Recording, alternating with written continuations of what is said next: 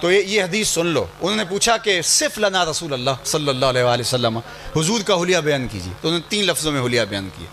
کان رسول اللہ صلی اللہ علیہ وسلم ابیض ملیحن مقصدا, کا ایک تو چٹا رنگ تھا, گورا رنگ تھا حضور کا. دوسری بات انہوں نے کہی ملیحن, حضور کا حسن نمکین تھا. ایک ہوتا ہے حسن سبی, میٹھا حسن, دیکھو تو تڑپ جاؤ, یہ میٹھا حسن ہے. حسن کی قسمیں ہیں, میٹھا حسن, نقوش ایسے ہیں دیکھو تو تڑپ جاؤ. اور ایک ہوتا ہے حسن ملی, دیکھو تو پھر دیکھتے رہ جاؤ. حسن انا املہ و اخی یوسف اسبا, فرمایا میں نمکین حسن والا ہوں, میرے بھائی یوسف کا حسن میٹھا تھا اور میرا حسن نمکین ہے. حضرت شاہ ولی اللہ محدث دہلوی علیہ رحمہ کے والد شاہ عبد الرحیم محدث دہلوی فرماتے ہیں میں نے خواب میں حضور کی زیارت کی اور حضور علیہ السلام سے پوچھا حضور وہاں تو زنان مصر کی انگلیاں کٹ گئیں اور یہاں کوئی ایسا واقعہ پیش نہیں آیا جبکہ حسن ملی زیادہ پرکشش ہوتا ہے, تو اس کی کیا وجہ؟ تو آقا کریم نے فرمایا جمالی مستور عن اعین الناس غیرۃ من اللہ, اے عبد الرحیم اللہ نے غیرت محبت کی وجہ سے میرے حسن کو لوگوں کی نظروں سے چھپا کے رکھا ہے. کوئی محب نہیں چاہتا کہ میرا محبوب دیکھے, کوئی بھی محب نہیں چاہتا. قتیل شفائی نے کہا تھا کہ اس حد تلک بڑھ گئی ہے بے اعتمادی. اگر آپ تھوڑے خاموش ہوں تو ذرا حسن محمد کا تذکرہ چھڑا ہے تو یہاں تو سانسوں کا شور بھی نہیں ہونا چاہیے. تو قتیل شفائی کا لہجہ دیکھیے, اس حد تلک بڑھ گئی ہے بے اعتمادی کہ تجھ کو تجھ سے بھی چھپانا چاہتا ہوں, کہ تجھ کو تجھ سے بھی چھپانا چاہتا ہوں. وہ کہتا ہے میری تو آرزو یہ ہے کہ میرے محبوب کو میرا محبوب بھی نہ دیکھے, میرا محبوب آئینہ بھی نہ دیکھے, بس دیکھوں اور میں ہی دیکھوں. تو یہ محبت کی غیرت ہوتی ہے. تو کہا جمالی مستور عن اعین الناس, میرے حسن کو لوگوں کی نظروں سے چھپا کے رکھا گیا. اور صوفیہ فرماتے ہیں 70,000 بشریت کے پردے حضور کے حسن پہ رکھے گئے, اور اگر یہ نقاب نہ ہوتے تو کوئی تاب ہی نہ لا سکتا. یہی بہتر ہے کہ وہ پردے میں روح پوش رہے, یہی بہتر ہے کہ وہ پردے میں روح پوش رہے. وہ اگر پردہ اٹھا دے تو کسے ہوش رہے, وہ اگر پردہ اٹھا دے تو کسے ہوش رہے. اور مولانا حسن رضا فاضل بریلوی کے برادر اصغر بولتے ہیں, وہ فرماتے ہیں کہ وہ اگر جلوہ کریں تو کون تماشائی ہو, وہ اگر جلوہ کریں تو کون تماشائی ہو. تو کہا جمالی مستور عن اعین الناس, وہ حسن ملی چھپایا گیا تھا لوگوں کی نظروں سے. اور تیسری بات مقصدہ, مقصد کا معنی متوازن, لیسا بالطویل ولا بالکثیر, نہ قد لمبا نہ چھوٹا, درمیانی قد و قامت, سوا الصدر والبطن, پیٹ اور سینہ برابر. اللہ اکبر, حسن حضور کا, جمال حضور کا. کان رسول اللہ عظیم الہامہ, حضور علیہ السلام کا سر موزونیت کے اعتبار سے بڑا تھا. یہ حسن تھا. ابل الذرائین والسادین والزندین, یہ حسن تھا حضور کا. مکھ چند بدر شاہ شانی, متھے چمک دی لاٹ نورانی. اللہ اکبر, تو اجے میرا یار نہیں ڈٹھا, تو اجے میرا یار نہیں ڈٹھا, جنوں ویکھ کے چند شرماوے. اللہ اکبر. میں ایک زمانے میں اٹلی میں تھا, تو وہ ایک ایسی مجلس جہاں سکھ بھی موجود تھے.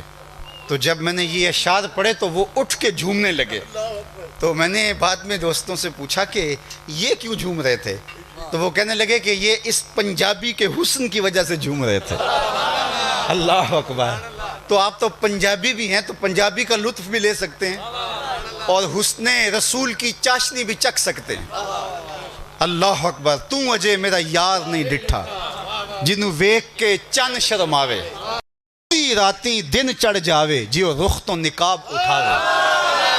تے جیو نکلے سیر کرن نو, جیو نکلے سیر کرن نو, سارا گلشن سیس نواوے اتے دھرتی لف لف جاوے. جے ہاتھ پھلاں وچ رکھدا, ہاتھ پھلاں تو ود جاوے. نین نشیلے مست رسیلے, وچ سونا کجل سہاوے. اکھ اگڑے تے انج پیا جاپے, جویں میں خانہ کھل جاوے. توبہ توبہ حسن سجن دا, چال نہ چلی جاوے. بجلی ڈر دی لشک نہ مارے, متاں بے ادبی ہو جاوے. تے جے او کھولے پیچ زلف دے, اتے راہی راہ پل جاوے. کی اعجاز نظر وچ او دی جو آوے وک جاوے خلق او دینے مولی دنیا کوئی ورلائی جان بچاوے علم خدا نے اینا دتا عقلاں وچ نہ آوے علم خدا نے اینا دتا عقلاں وچ نہ آوے عقل خدا نے اینی دتی علماں وچ نہ آوے کی اعجاز نظر وچ او دی جو آوے وک جاوے خلق او دینے مولی دنیا کوئی ورلائی جان بچاوے آزم ایڈا سونا ماہی سنو کدرے نظر نہ آوے وہ حسن دیا وہ جمال دیا بریلی سے آتی ہوئی آواز بھی سنیں بل بل نے گل ان کو کہا ذرا لہجہ دیکھیے بل بل نے گل ان کو کہا بلبل کی انتہائی پرواز تو پھول ہی ہے پھول کے آگے تو وہ سوچ بھی نہیں سکتی اس نے بھی پھول کہہ دیا بلبل نے گل ان کو کہا کمری نے سروے جاں فضا بلبل نے گل ان کو کہا کمری نے سروے جاں فضا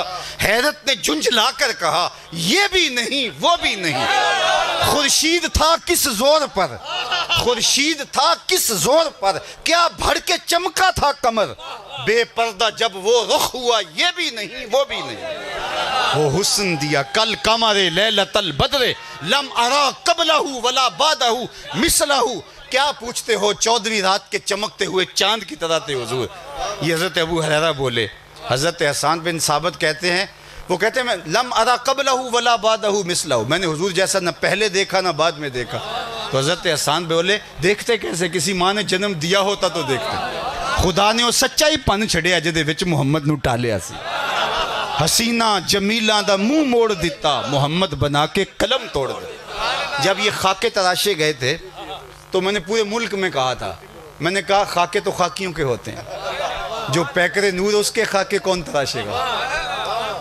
چاند کی طرف منہ کر کے تھوکنے سے اس کی نوری کرنوں کو میلا نہیں کیا جا سکتا تھوکا ہوا تھوکنے والے کے منہ پہ آئے گا مدینے کا چاند کل بھی روشن تھا مدینے کا چاند آج بھی روشن اور رہے گا یوں ہی ان کا چرچا رہے پڑے خاک ہو جائیں جل جانے والے پوری کائنات کے اوپر جتنے قصیدے میرے حضور کے ہو رہے ہیں اللہ اکبر یہ کس کے خاکے تراشی ہیں اور یار ان کا تو سایہ بھی نہیں تھا تم خاکے لیے بیٹھے ہو ان کا تو سایہ بھی نہیں تھا یہ کسی اور کے خاکے ہوں گے جب حضور علیہ السلام کی توہین کرتے کرتے قریش نے آپس میں مشاورت کی نا کہ یار تم عجیب لوگ ہو محمد صلی اللہ علیہ وسلم بھی کہتے ہو اور عیب بھی لگاتے ہو تم تو اہل زبان ہو اہل لغت ہو تمہیں تو پتہ ہے کہ محمد کا معنی کیا ہے اور پھر عیب بھی لگاتے ہو ایک کام کرو یا نام لینا چھوڑ دو اور یا پھر توہین کرنی چھوڑ دو محمد اور عیب لگانا یہ بنتا ہی نہیں کوئی کہے کہ پھول سونا نہیں ہوتا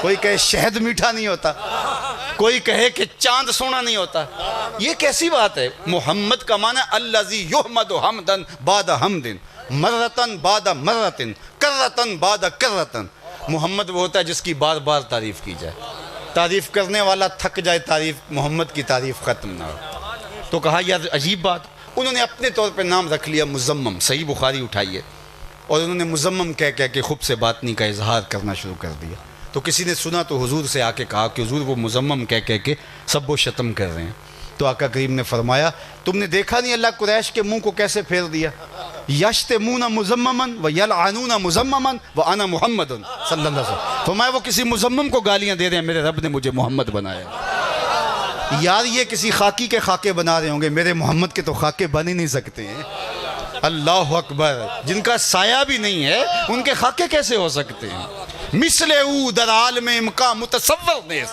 حضرت مجدد الفزانی فرماتے ہیں ان کی مثل بزم عالم میں تصور بھی نہیں ہو سکتا اور اقبال نے اسی کا ترجمہ کیا رخ مصطفیٰ ہے وہ آئینہ رخ مصطفیٰ ہے وہ آئینہ کہ اب اس سا دوسرا آئینہ نہ کسی کی بزم خیال میں نہ دکان آئینہ ساز اللہ اکبر تو کہا کل قمر لیلۃ البدر لم ارا قبلہ ولا بعدہ مثلہ تو سنیے کان رسول اللہ صلی اللہ علیہ وسلم ابیض ملیحن مقصدہ یہ 3 لفظ یاد کر لیجئے تو حضور کا حسن متوازن تھا چٹا گورا رنگ تھا حضور کا سرخی مائل اور آقا کریم کا حسن ملی تھا تیسری چیز اقبال نے بیان کی اور اس کے بعد میری گفتگو اپنے اختتام کو پہنچ جائے گی کہ انسان طبعاً کسی شخص کی خوبیوں کو پسند کرتا ہے اور اس کا اس کی طرف میلان ہوتا ہے جس طرح مشاہیر کے ساتھ لوگوں کے قلب کا ربط پیدا ہوتا ہے. بڑے فلاسفرز ہیں، بڑے بڑے جو ہے وہ ادیب ہیں، بڑے جو ہے وہ جنہوں نے قوموں کے لیے کچھ کیا، تو لوگ جو ہے وہ ان کے لیے دل میں محبت رکھتے ہیں. تو یہ ایک انسانی طبع ہے. کسی کے اوصاف، کسی کے وصف اس کی طرف راغب کرتے ہیں. تو اقبال کہتے ہیں کہ اگر آپ چاہیں کہ اپنی نسل کو حضور کی بے لاگ اور بے لوث محبت کا نور ان کے سینے میں ڈھیل دیں، تو تیسرا کام آپ کو یہ کرنا پڑے گا کہ حضور کی سیرت ان کے سامنے رکھنی پڑے گی. چونکہ جس طرح میرے حضور کی صورت جیسی صورت کسی کی نہیں، حضور کی سیرت جیسی سیرت بھی کسی کی. اللہ اکبر. سیرت کے عنوان اگر میں چھیڑوں تو یہ ایک لمبی کہانی ہو جائے گی.